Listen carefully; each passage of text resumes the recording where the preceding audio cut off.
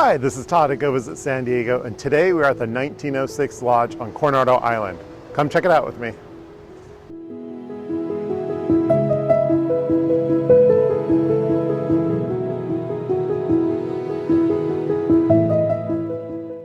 This one-of-a-kind boutique hotel is well restored and offers modern amenities with vintage charm.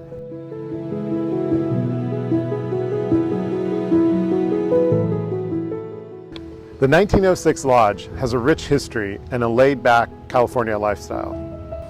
It was built in 1906 and has served several things over its lifetime. It's now considered historical property on Coronado Island.